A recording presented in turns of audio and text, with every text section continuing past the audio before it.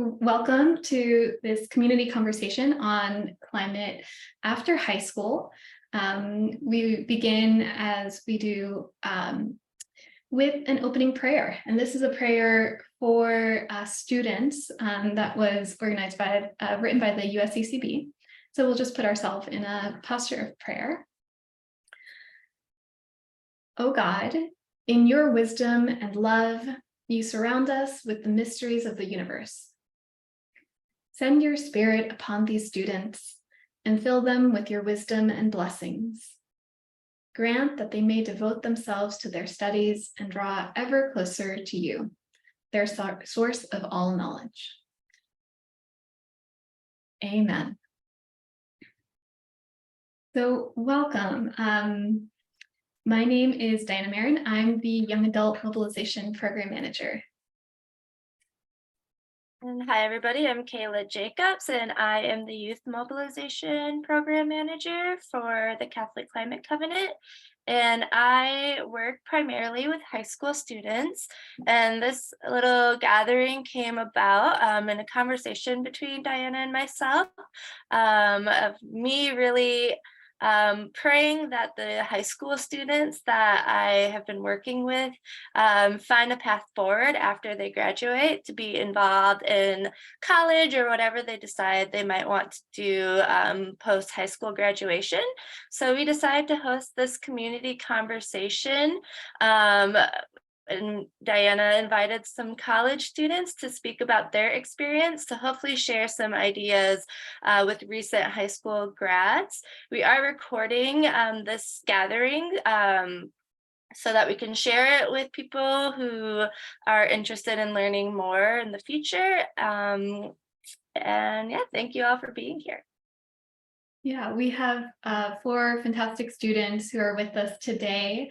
Kayla and I will introduce them, and what the overall flow of our time together. We have some questions prepared for the students, and so we'll invite them to share their responses.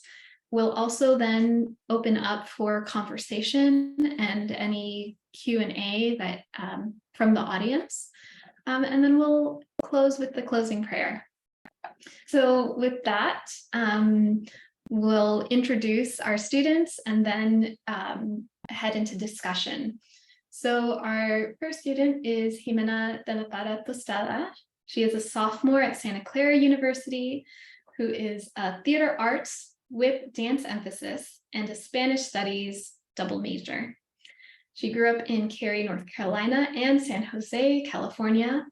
At SCU, she works as an intern for TURN Climate Crisis Awareness and Action Project. Also with us is Fiona Ferrer.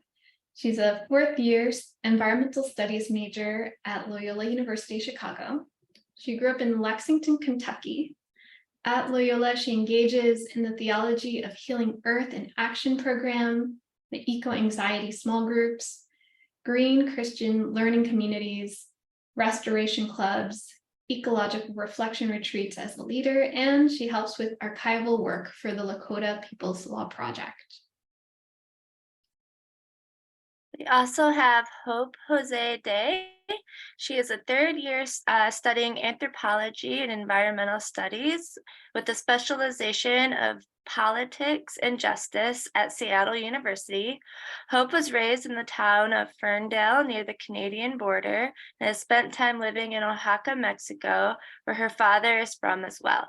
She is looking forward to learning more with the SU environmental staff as she enters her junior year. We also have Dana Shabazi. She is a 3rd year law student at Seattle University and is involved in the Center of Environmental Justice and Sustainability. She was a research fellow in 2021 and served on the President's Committee for Sustainability in 2022. She has participated in Earth Talks on campus, speaking on climate anxiety and fast fashion.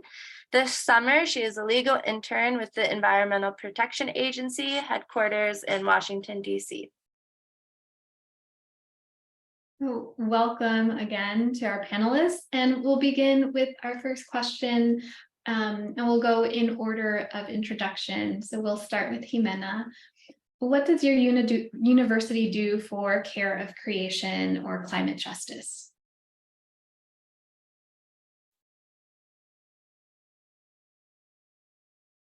Okay, so first, I guess I'll first start off by explaining what it is, because I wouldn't say that we're at the forefront, but we're the ones who kind of link all the other climate groups together on campus. So the Turn Climate Crisis Action and Awareness Project aims to increase awareness and urgency about the climate crisis by getting the focus on the climate crisis for a full week, which we call Turn Week, where we invite basically anyone from artists, scientists, economists, ecologists to give a lecture on any sort of detail about the climate crisis from their perspective in their disciplinary work. And with these turn weeks, we really try to focus on our 5 main goals of recentering vulnerable community and voices in the conversation of climate crisis, cultivate awareness of the climate crisis through the interdisciplinary examinations of truth, beauty, justice, and the common good, raise the alarming sense of urgency to appropriate situation management, and inspire hope as well, because that is also really important to not really focus on the negative of the climate crisis, but really inspire the hope and engagement from the non-specialists, so the common people, and share commitment towards focused, strategic, and spiritually grounded, equitable, and informed actions. And like I said, we kind of branch out with all the other groups. So Sunrise, the political activism group, we work with them. We work with the Fossil Free SCU, which is our divestment campaign. And we work with the Miller Center, which is our Center for Social Entrepreneurship, to really bring forward as well, like enterprises and entrepreneurs who are focused on social justice to help out as well. So yeah. Awesome. That's really cool hearing all of the different things that happens at SCU. Fiona, what type of work happens and are you involved with at Loyola University? Yeah, I like to think that at Loyola, interdisciplinary is highly encouraged for every student, and intersectionality is really supported and honored for each student. So I'm in the SES at Loyola School for Environmental Sustainability. And I think that if anyone walked into that building and said, I am interested in this, there would be an avenue for that student to take. We have so many different clubs that are open to everyone on campus, whether you're interested in conservation and restoration, whether you're interested in divestment or politics, if you want to go into, or you just want to go outside, be out of the city for a little bit and garden or something, there's a club for everyone to get involved in. And even beyond that, you could walk into the campus ministry at Loyola and say, I'm really anxious. I have climate crisis anxiety right now. How do I deal with this? There are so many different avenues for every single student to take. I'm helping with a LEAF retreat, which stands for Loyola Ecology, Loyola Eco Spirituality Adventure Fall Retreat. I didn't name it, but it's a really cool program. So it's a way for students to just get off campus and start talking about eco-spirituality and how that helps them with self-identity and learning about their faith. We also have eco-anxiety small groups for students who just throughout the week want to sit down and say, I learned something really hard in my class and no one's talking about it. Is this a space where we can talk about this? I think that Loyola offers such a wide range of, if you just need a space to come for a little bit, to if you want to be super involved and turn this into your major, your career, your path. It is encouraged for every single student at Loyola to get involved. The SES, School of Environmental Sustainability, is super big there. You can't ignore it. We make all the soap on campus and we make sure everyone knows about it through our biodiesel lab. So I think every student at Loyola is aware of their opportunities that are present to them. If that answers the question. Yeah, totally. I got a chance to visit Loyola and see the biodiesel lab. It's so cool. And I know it also fuels some of the vans too on campus. Yeah, we turn the grease from all of our cafeterias into fuel for, we make hand soap, we make hand sanitizer, all of our golf carts and shuttles that run in between campuses is all fueled on what the students make. A lot of my friends are involved in it. So that's another thing. I didn't even talk about the science aspect to it. There's so many labs for every single student to get involved in. There's a lot of opportunities at Loyola that's encouraged for every single student. Yeah, so cool to hear about. And Hope and Donna, you are both at Seattle University, but each take on different roles within your work there. And I know Donna too, since you're a law student, have also a different take, but curious to hear from both of you what work is taking place within Seattle University and how each of you are involved. So maybe we'll begin with Hope. Yeah, I'm excited to be here and represent Seattle University along with Donna. We kind of split things up. So I'm going to talk about kind of the student side. I know that Donna was on the president's committee, so she's going to talk about all that. And Seattle University sounds a lot like Loyola in the way that you've described it, Fiona. There's, kind of like a holistic approach to sustainability. It's very interdimensional. I study anthropology as well, and I find a lot of overlap in the environmental studies department and in anthropology. Seattle University has a core curriculum which focuses on educating the whole person. Maybe it's a Jesuit, a shared Jesuit value. And recently, Seattle University has been focusing on expanding sustainability within that UCore curriculum. Which has been really cool because that means that every student gets an opportunity to learn about the climate and approach it from an academic perspective. Apart from that, there's a lot of clubs and engagement that you can get involved in, like Sustainability Club and Environmental Engineers for a More Sustainable World, CEJS, the Center for Environmental Justice and Sustainability, is a huge group on campus that offers scholarships to students, not who are just involved in the environmental department, but are interested in making any kind of change for the climate or in climate advocacy. And yeah, there's a lot of really small things around campus that you don't really notice, but are part of the mission for sustainability. Like all of our to-go wear is compostable, and there is, sorry, let me refer to my notes real quick. Oh, our campus is technically a wildlife sanctuary. And the more time you spend on the grounds, the more you realize that, because there's all kinds of critters that you will find on campus, like raccoons and rats and birds. And apart from being technically a wildlife sanctuary, it's also an edible campus. So there are lots of edible fruits and flowers and plants all around campus. And so, yeah, I mean, Seattle University cares a lot about the commitment to Laudato Si. And I think that in the day-to-day life of every Seattle U student, you can find that and you can see that in campus and in your lesson plans and with the people that you interact with and the clubs that there are available on campus. It's a very welcoming environment, I'd say, for anybody who's looking forward to getting into environmental justice. And there's an opportunity for anybody who's looking to get involved, whatever that may look like.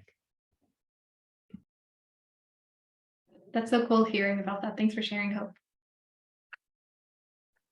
I'll touch, sorry, I also lost my voice, but I'll also touch on some programs at Seattle University. Hope did a good job of talking about all of the like day-to-day things that we might miss, which is really exciting. As many universities are, we're committed to the Laudato Si action platform. So I just wanted to share my screen if that's okay. Can you see a web browser by chance? Yes. Yeah. Okay, cool. I'm gonna hide this stuff. Okay, so we're on our second year of the action plan. Our university president committed to 7 years to kind of get it all done. And they do a really good job of marketing everything that we're doing and like keeping everyone informed. We have Earth Month and we have tons of student involvement. So this is just an easy resource to kind of identify how we're attacking all of the goals that we've set for ourselves, including like carbon offsets or like a green fleet or working groups. We do like a sustainability literacy assessment for all of our first years and our fourth years to kind of analyze that transition. And then I wanted to speak a little bit on divestment. Did this show up okay? The timeline? Okay.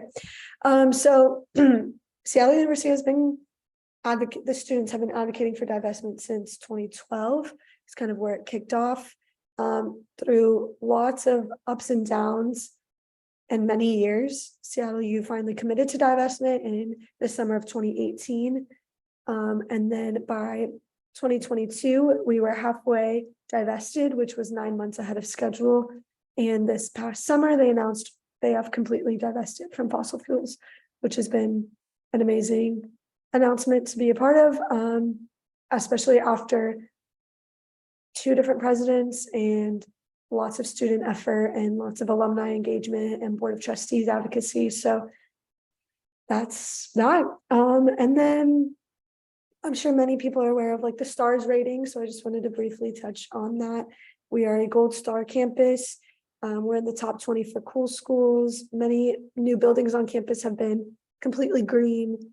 And so just trying to upkeep with the STARS ratings to ensure that we're living out our values when we are building and expanding the campus. And then the last thing I wanted to touch on, which now I don't know how to stop sharing my screen, so bear with me.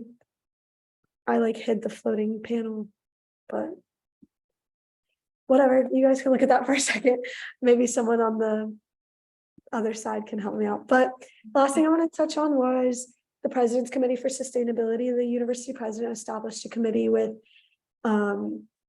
professors, administrators, and also students. And I was one of the 2 students that got to sit on the committee and basically just provide student feedback, student input, and then be like the liaison that would communicate that to the student body for what the president's actions are and his goals. And he's been very collaborative with other university presidents, not just Jesuit, but thank you, whoever did that.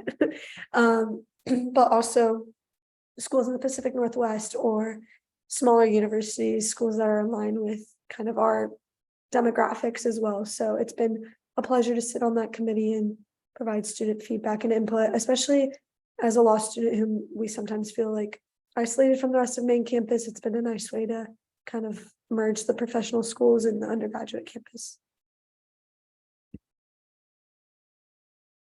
Awesome. Cool. So we have another question for all of you. So obviously when you go to college, you have so many opportunities and areas in which you can devote your time and effort towards, but you all chose the climate crisis. So we're just wondering what motivates you, and then how did you get involved in this kind of work? And maybe this time we'll start with, we'll just go in order again. So Imena.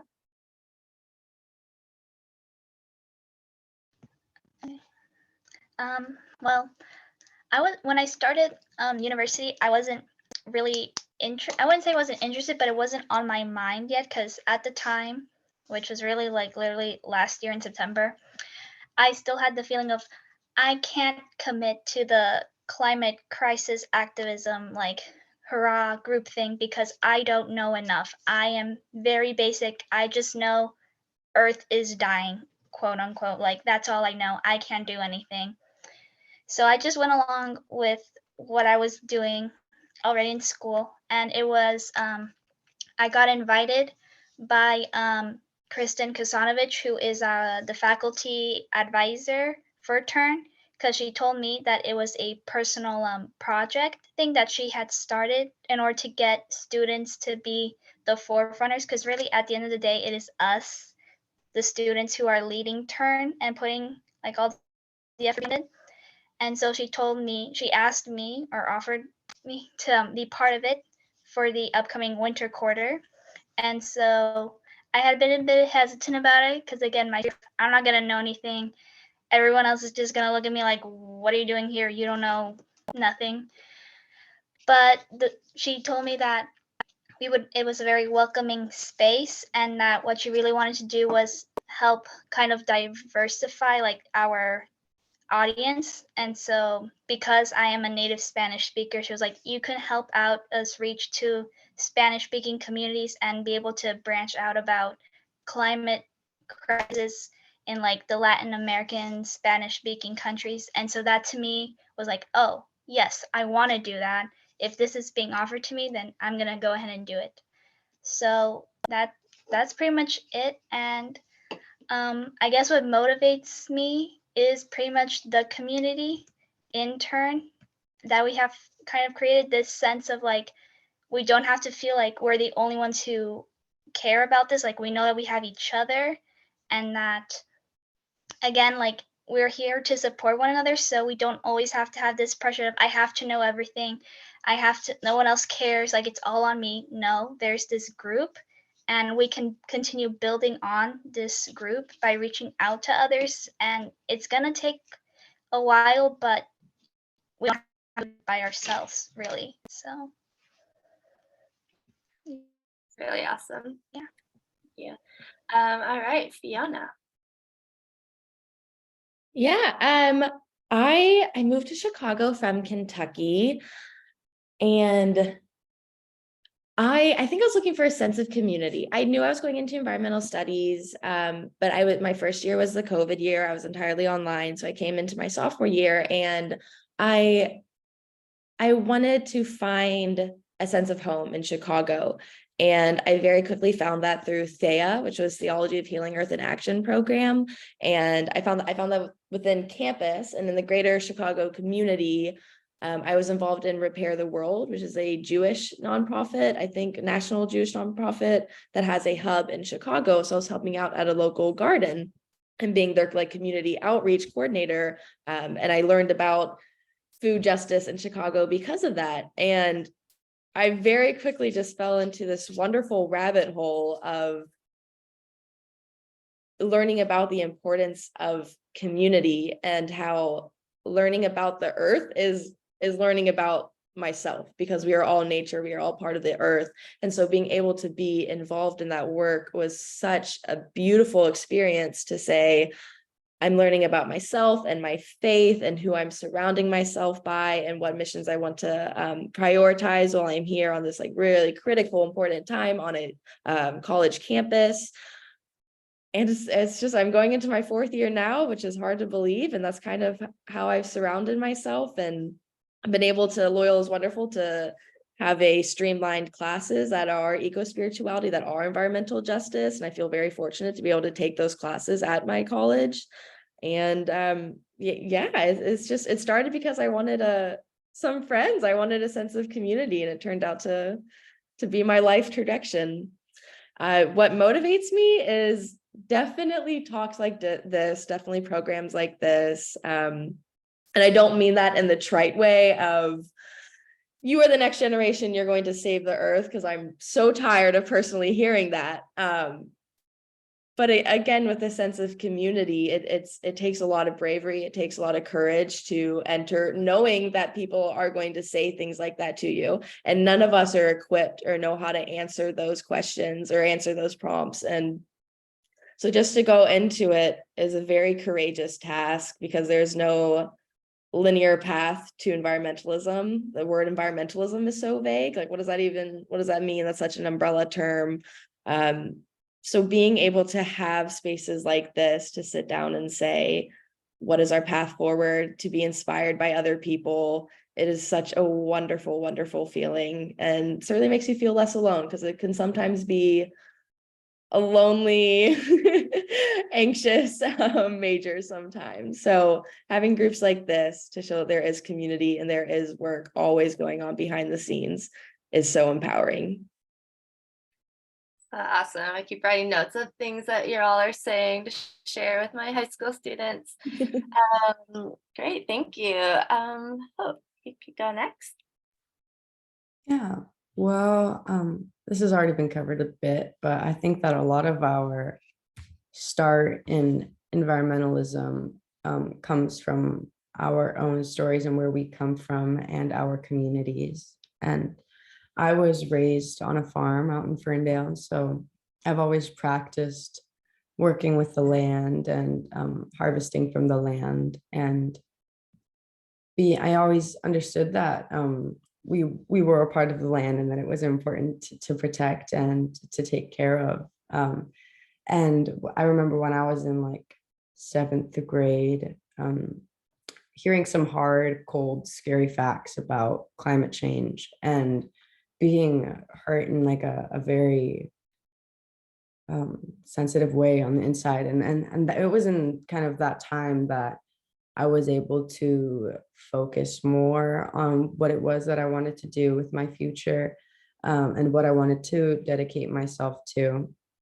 Um, I think that my practices, my family's practices, my ancestors' practices have all been something that really motivate me and drive me to work for the environment and for the world and for the earth.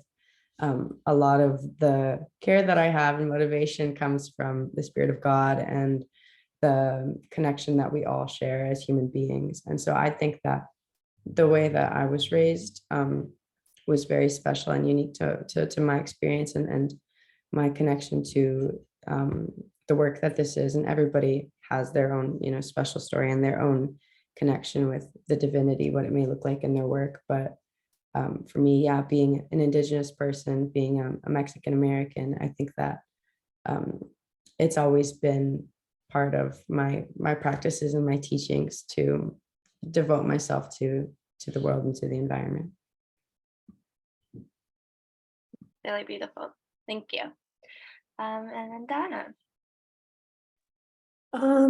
For me, this definitely started in undergrad, and I am in a similar position to Zemina. I don't want to say your name wrong, sorry, but like to where I didn't really know anything and I didn't feel like I would be helpful and I would just kind of be in the way.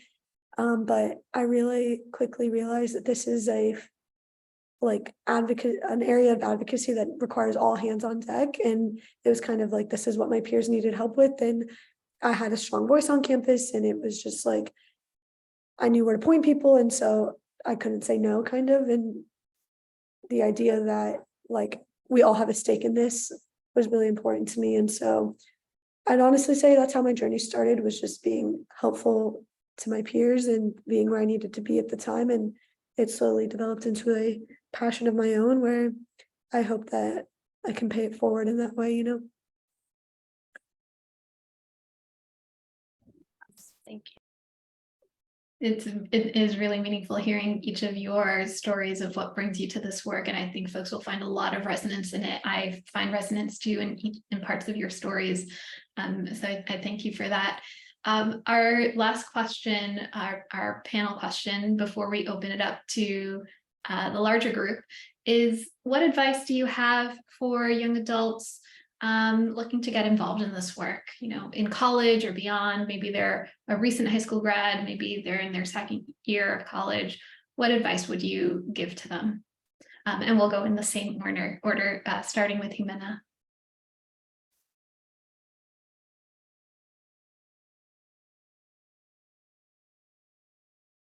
Let's see, we might have frozen. Go ahead and try. Okay. Advice. I think something that I would have liked to hear, I would have liked to have heard for some advice in going into it is find what works for you. Like at the end of the day, like don't force yourself to being part of like whatever justice or activism that doesn't feel like in tune with what you like to do, really. So for me, like I'm not good with like politics and stuff. The idea of like getting into like debates or really pushing forward like with laws and all that, that just doesn't suit with me, which is why like when I heard of Sunrise, I was like, I feel like I wouldn't, my strongest efforts would just not be well contributed to there instead. well, with Turn, where there's more room for me as an artist to kind of weave that into it, I was like, oh, I can do this. I'm good with that. So I think that's really important in order to feel like you're making a good impact, is to find the activism that works for you. And also, because then you'll find the other group of people who also share that same kind of interests. And so you can support one another much better, I believe. So, yeah. Great. That is so important to know yourself, right? And be like, I'm better suited for this type of work. And that's where I can like make my mark. It's great. Fiona. Yeah, I was gonna say something very similar, the idea of a vocation. I've spent a lot of time thinking about what does vocation mean for me in environmentalism, especially I did not grow up Catholic. So that was a term that was introduced to me about a year ago and it made a huge impact on my life. And I was thinking in the broader scheme of what does caring for myself look like? Because it's definitely, self-care has definitely been a struggle as an environmental studies major as well. And that's kind of my biggest, when I was thinking immediate gut reaction to that question was learn how to take care of yourself. And just like RuPaul says, if you don't love yourself, how the hell are you gonna love anybody else? And that maybe is a stretch to say here, but that goes beyond relationships with other people. That goes beyond your relationship with yourself. It goes to your relationship with the earth. It's a yes and statement that caring for yourself, like I said earlier, is caring for the earth. And when you show up for yourself the best, that's when you can show up for the communities that you're in. That's when you can show up best for the spaces that you're in and the people that surround you, that supported you to get to where you are. And that's showing up for the earth. When you love yourself, that's loving the earth and finding that vocation within you, finding that community within yourself and the larger community around you. That's when you don't even realize it, but you inspire others. Just like I feel like this call has done. I love that. Yes, to loving yourself and like taking care of oneself. Absolutely. So needed. Hope. Yeah, Fiona, you are speaking my language. I mean, I think that definitely learning about the environment at times it can be so heavy. It can be so heavy. It can be so depressing. It can be very dooming. And there are times when I've walked out of class in the morning like, wow, what am I even supposed to do? How can I make any difference? Is there even a chance that, we are capable of making such a huge change? And it's very disheartening at times. This kind of work is not easy. It's very disheartening at times, and that's the reality that you will find. And so finding ways to balance that in your life, finding ways to find purpose and find drive and find motivation is so important. For me, I find it in God. Everybody finds it in their different ways. I find a lot of strength and I find a lot of courage and trusting in God's order and in the natural process, and that we are all a part of a natural process. And spirituality, I believe, whether it manifests itself in self-care or church or, other practices that you have in your own life, I think that feeding your spirituality is very important when it comes to this kind of work. And it's something that is important, especially to the Jesuit education. Yep, very much appreciate you uplifting that hope. Donna, what advice would you have? My advice would be just to continuously learn and keep reading and keep attending things like this and going to speakers and having conversations with people that may know more than you, may know not as much as you do in that area, but like constantly fueling your knowledge and just never stop reading. You'll never know it all. You'll never reach the threshold. So there's always more to learn. And always have conversations with like both sides, like you can learn so much from people that may not agree with you entirely. I think like a special example that comes to mind for me was in student government when I was pushing for fossil fuel divestment at my undergrad.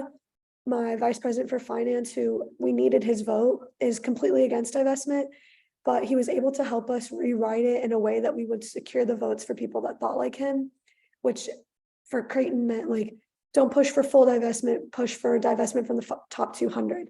And when we made that change, we passed the vote and we got 86% of the student body on board. And it was because I was willing to be open-minded and have a conversation with someone that didn't agree with me, but was able to like fight the greater fight, you know?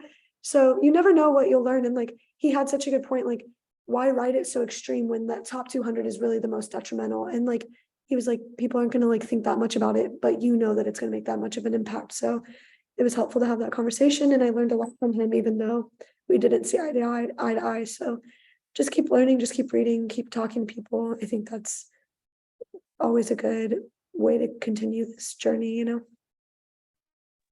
That's incredibly powerful and really cool to hear how you were able to move forward with divestment at Creighton. That's amazing. I want to open it up, Sheila, Sister Sheila Guadalupe, questions, remarks, thoughts. I just want to open up the floor for you all to be in conversation. Thank you very much. And thank all of you, thank the four of you, especially because I was so heartened by what you said and your experiences. So thanks for sharing, one, the work that you're doing and your stories, because you're obviously, listening to your own hearts about, what you're called to do. So I was very edified by that.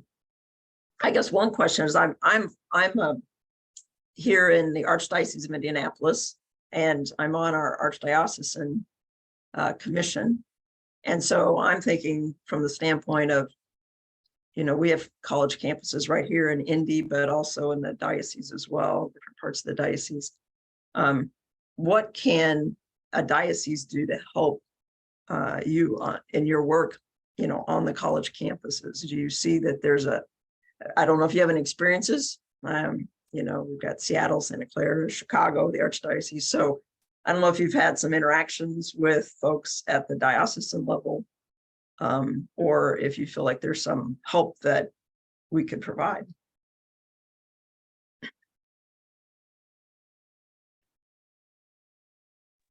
I personally don't have, sorry, Fiona, I'll be quick, experience with the diocese in Seattle, but in Omaha, I found it very helpful when they were putting out statements and press releases and comments and like spoke outwardly about like the Pope's mission and just like sustainability in general, and not even just a broad statement, but like something specific that would help us, specifically like Laudato Si, would help us with conversations at the university level to be like, okay, we're all on the same team.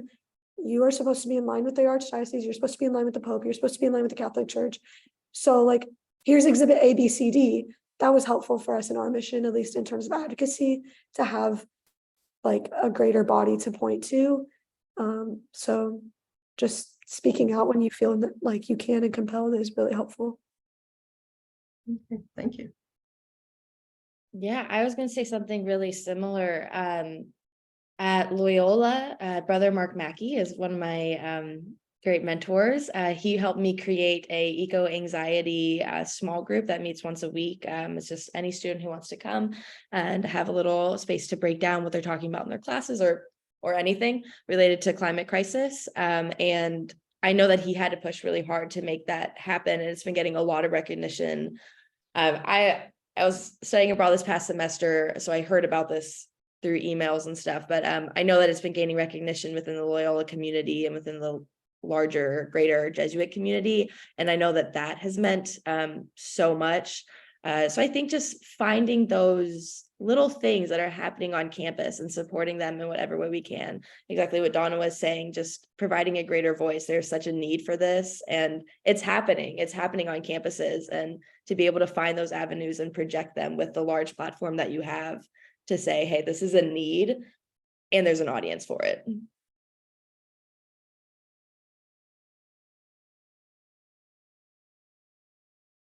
Other thoughts or questions?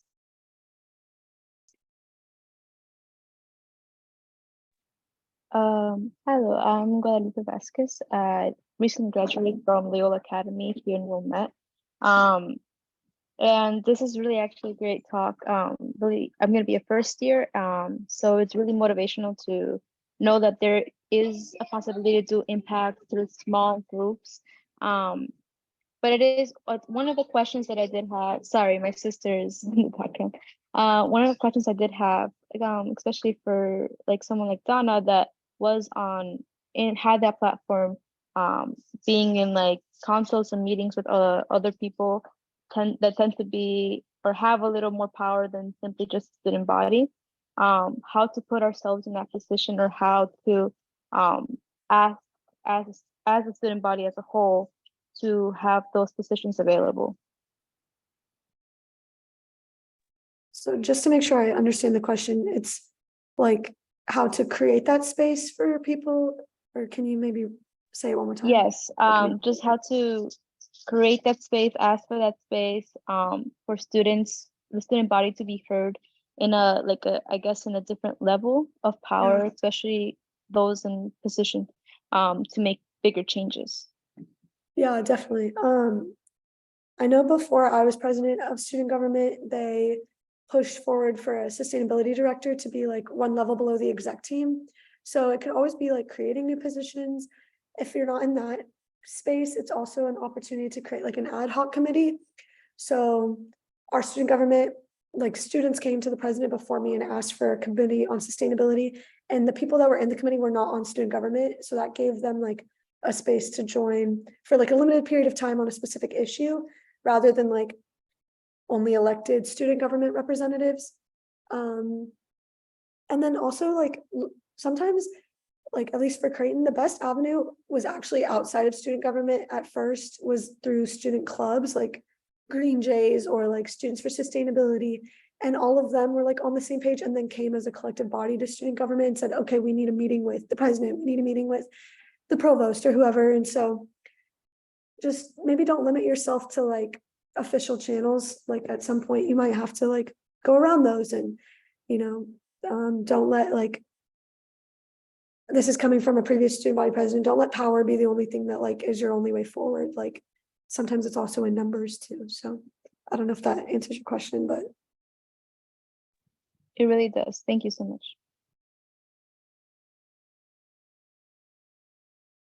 You each have such incredible stories and are doing really, really awesome work in each of your communities.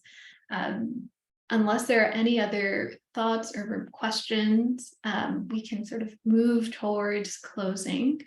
Again, like, thank you so much for being here and being willing to share the work that you all are doing. It is really inspiring. It's inspiring to me, and I think very much so to folks who will be watching the recording and who are here now too. You all named that addressing the climate crisis requires each of us, like in each of our different spots. And it really does, right? In whether you're in university, in high school, whether you are in the workforce, like it really does take all of us. So appreciate how you uplift that and do that work. And maybe I'll turn it over to you, Kayla. Okay.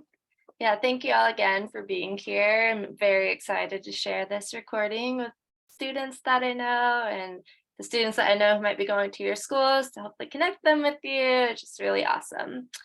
And so, yeah, we're going to end just with a little closing prayer. And yeah, thank you again. In the name of the Father, and the Son, and the Holy Spirit, amen. We offer to you, loving God, our gifts and our needs.